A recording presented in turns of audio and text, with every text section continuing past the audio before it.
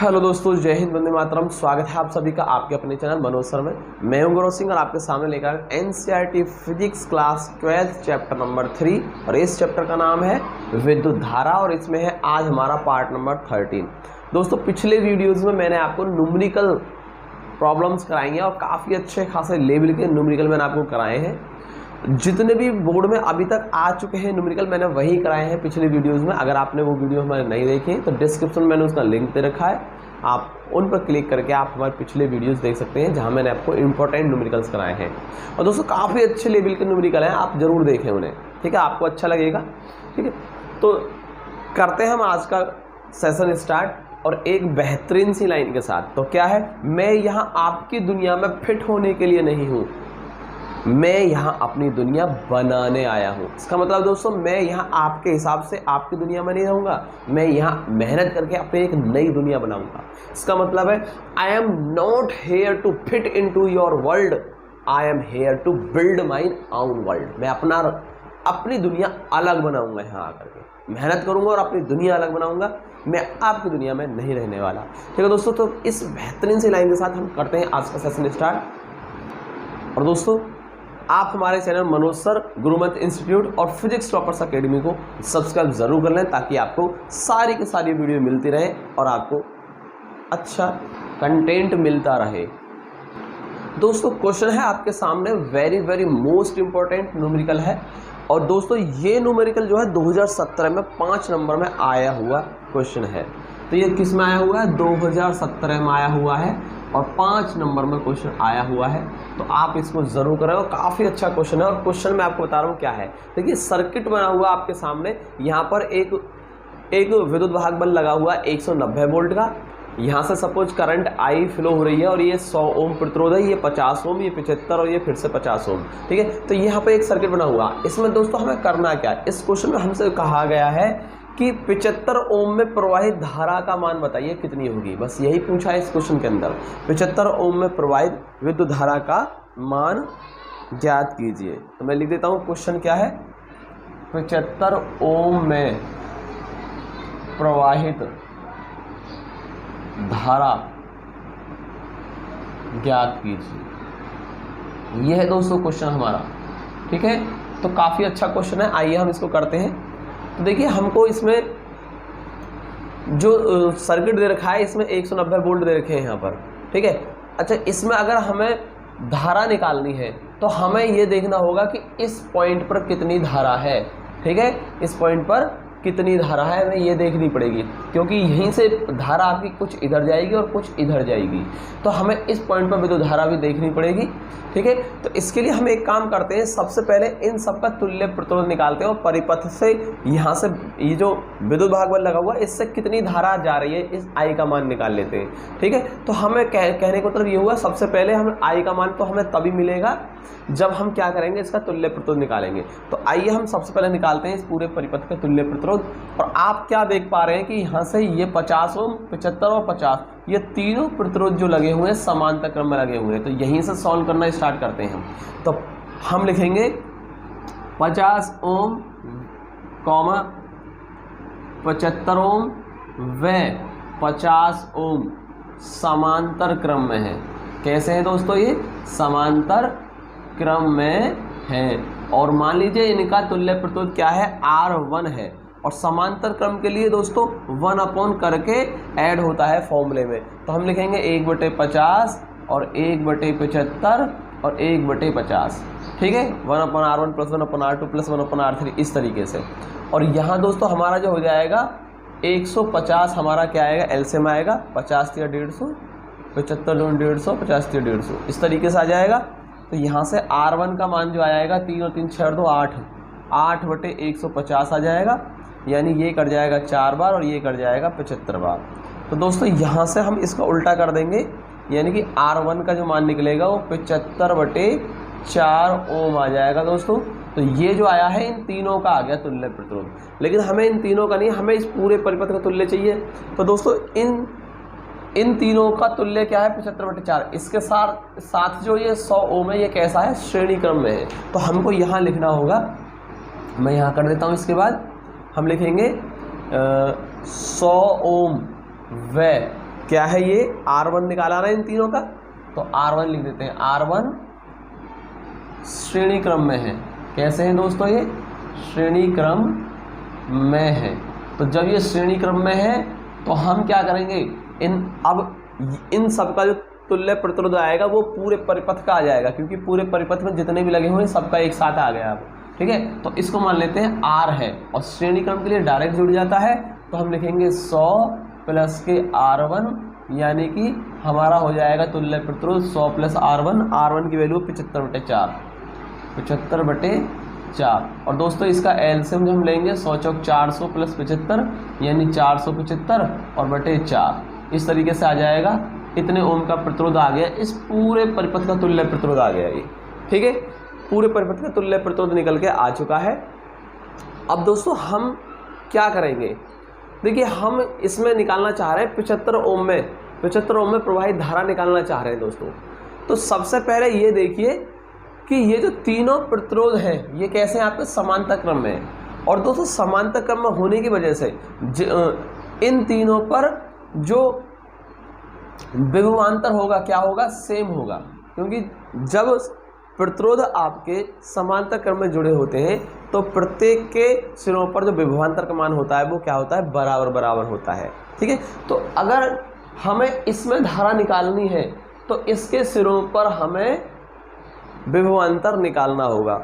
और दोस्तों इसके सिरों पर विभवांतर किसके बराबर होगा, इसके और इसके बराबर होगा, यानी तीनों पर क्या होगा, आपस में बराबर होगा। तो अगर मुझे 75 ओम के सिरों पर विभवांतर चाहिए तो दोस्तों मैं इनमें से या तो इस 50 के ओम के सिरों पर निकाल सकता हूँ विभवांतर, या इसके निकाल सकता हूँ, या इसके, किसी के भी एक के सिरों पर विभवांतर अगर मैं निकाल पाऊंगा तो वही हो जाएगा हमारा 75 ओम के सिरों पर विभवांतर, क्योंकि तीनों समांतर में, और समांतर में विभवांतर क्या होते हैं, सेम होते हैं।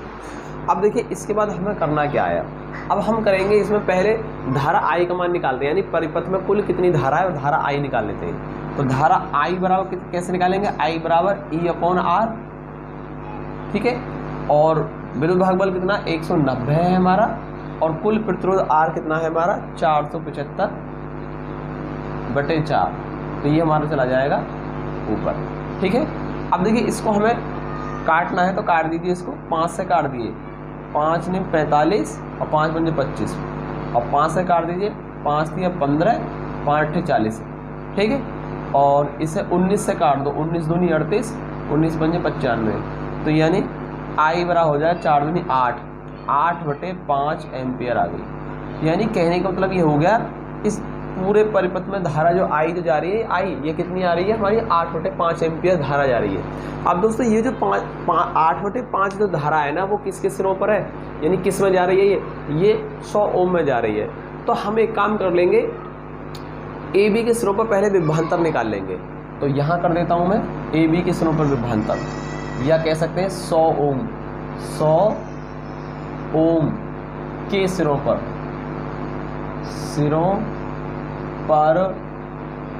विभवांतर।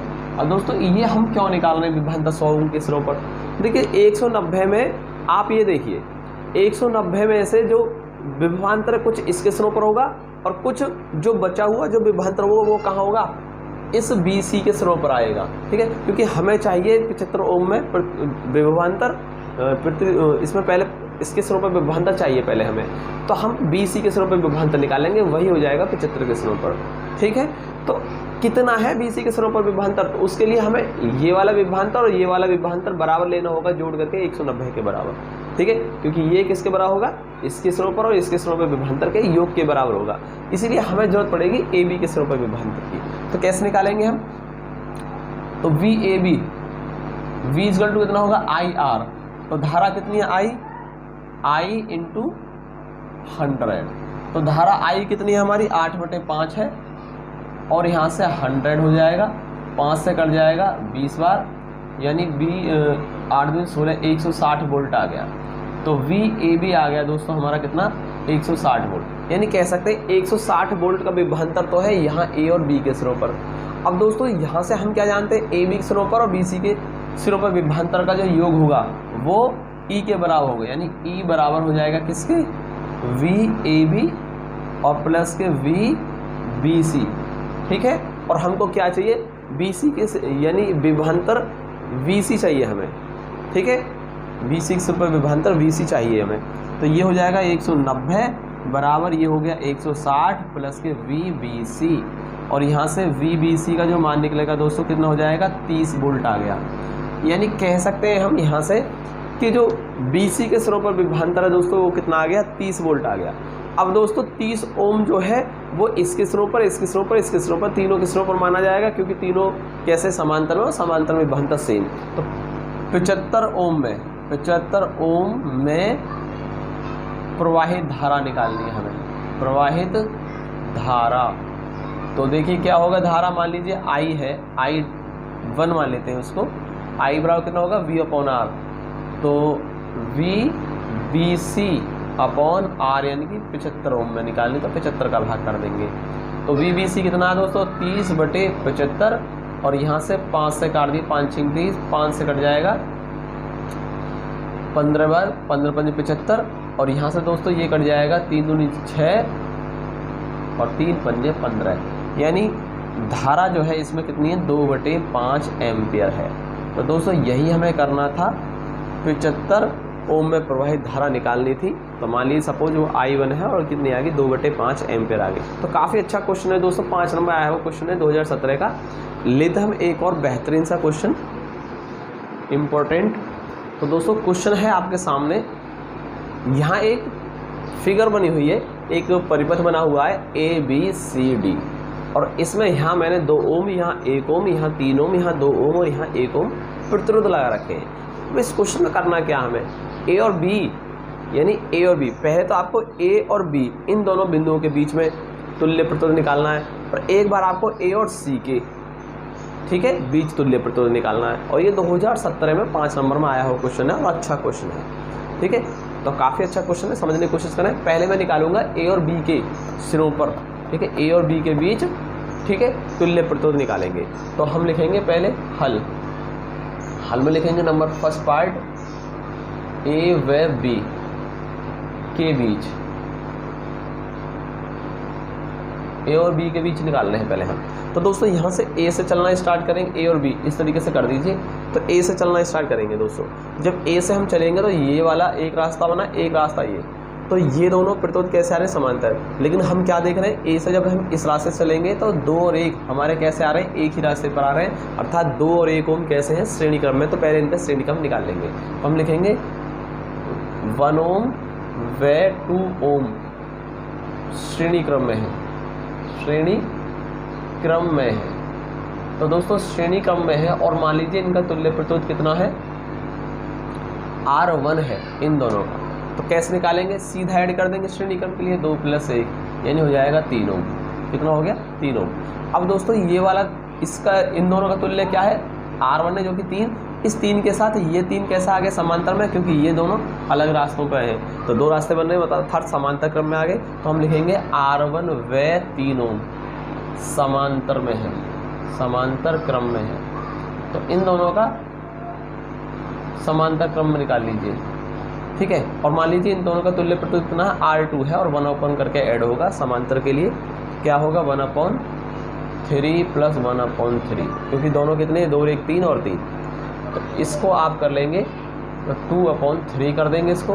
तो R2 का मान आ जाएगा 3/2 ओम। तो दोस्तों इस तरीके से हमने क्या निकाल दिया, हमने जो निकाल दिया है इसका और इसका निकाल दिया। अब दोस्तों इसके साथ जो हमारा 1 ओम लगा हुआ है, इन तीनों का तुल्य प्रतिरोध कितना आ गया R2 जो कि 3/2 है, इसके साथ ये वाला 1 ओम कैसा है हमारा श्रेणी क्रम में लगा हुआ है। तो इन दोनों का श्रेणी क्रम ले लेंगे। आगे लिखेंगे हम R2 व कौन सा 1 ओम, 1 ओम श्रेणी क्रम में है, श्रेणी क्रम में। अब जब ये हमारे श्रेणी क्रम में है और इनका तुल्य प्रतिरोध क्या मान लिया मैंने R3 मान लिया, क्या मान लिया R3। तो श्रेणी क्रम के लिए डायरेक्ट ऐड हो जाएगा, यानी R2 और 1 ओम, ठीक है। और R2 का मान कितना आया था हमारा 3/2 + 1।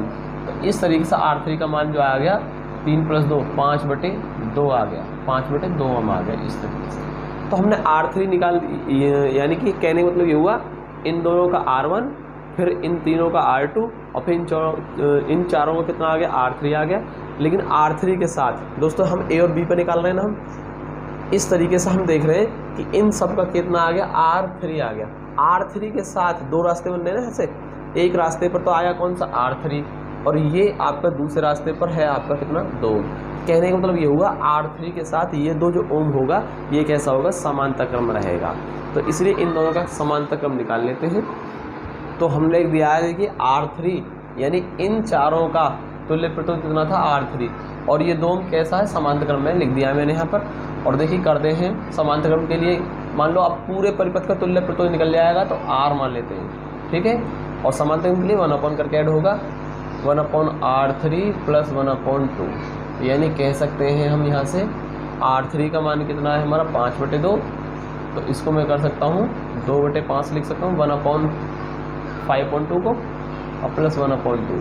तो इस तरीके से हमारा यहाँ से हो जाएगा 2 दूनी 4 प्लस के 5/10, 1/R बराबर होगा 5 4 9/10, यानी R बराबर आ गया 10/9।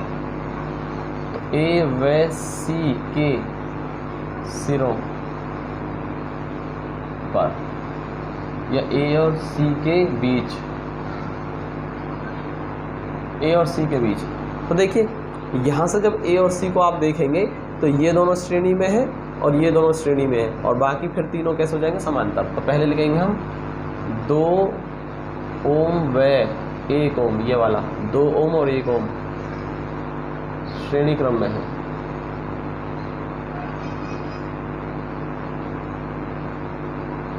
श्रेणी क्रम में है, और इनका तुल्य प्रतिरोध मान लिया मैंने R1।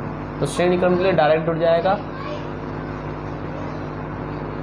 तथा अन्य ये वाले अन्य 2 और 1 ओम, 2 ओम व 1 ओम भी श्रेणी क्रम में है, ठीक है दोस्तों। ये भी आपको दिख रहे हैं, ये भी श्रेणी क्रम में है, क्योंकि इस बार हमें क्या करना है, A और C के बीच निकालना है। तो इन दोनों को देखिए, तो ये श्रेणी में और ये श्रेणी में, और बाकी तीनों कैसे हो जाएंगे, समांतर में। तो इनका मान लीजिए, इन दोनों का मान लीजिए R2 मान लेते हैं, तो 2 + 1 = 3 ओम। अब दोस्तों इन दोनों का 3, ये 3 और इन दोनों का 3, तीनों कैसे आ गए, समांतर में आ गए। तो अब निकाल लेते हैं A व C, A व C के बीच तुल्य प्रतिरोध आ गया और समांतर क्रम में आ गया ना हमें अभी। तो हम लिखेंगे R1, 3, ये वाला 3 ओम व ये R2 समांतर क्रम में है, समांतर क्रम में है। अब दोस्तों जब हमारे समांतर क्रम में आ चुके हैं तो हम क्या करेंगे, इनको समांतर क्रम के लिए, और ये क्या आ गया, A और C के बीच तुल्य प्रतिरोध निकलेगा, तो मैं AC लिख सकता हूँ इसको। समांतर क्रम के लिए 1 करके जोड़ेंगे, ठीक, और बाकी मैं इसको यहाँ कर देता हूँ, तो 1/RC निकलेगा, RAC निकल जाएगा हमारा। ये कितना 3, और ये भी हमारा 3 और ये भी 3 है। इस तरीके से हमारा यहाँ से निकलेगा 3/3, यानी A और C के बीच तुल्य प्रतिरोध निकल के आ गया हमारा 1 ओम, ठीक है दोस्तों। तो इस तरीके से हमारा ये क्वेश्चन हो जाता है, और काफ़ी अच्छा क्वेश्चन है, आप इसको ज़रूर कर लें, ठीक है दोस्तों। आज की वीडियो हम सिर्फ इतने ही क्वेश्चन लेते हैं, 2 ही क्वेश्चन लेंगे इसमें, बाकी आप इसके जैसे क्वेश्चन इंपॉर्टेंट और भी है, काफ़ी सारे क्वेश्चन, उनको आप कीजिए अपने आप, ठीक है। बुक ले लीजिए कोई भी आप एक, और उस बुक में से देख करके करना शुरू कीजिए। तो इस तरीके से होते हैं सर्किट वाले क्वेश्चन, ठीक है दोस्तों। मिलते हैं अगले वीडियो में कुछ नए इंपॉर्टेंट क्वेश्चनों के साथ, और भी अच्छे खासे क्वेश्चनों के साथ हम मिलते हैं अगली वीडियो में। तब तक के लिए दोस्तों जय हिंद, वंदे मातरम। वीडियो को लाइक ज़रूर कर दें दोस्तों अगर आपको पसंद आ रही हो तो।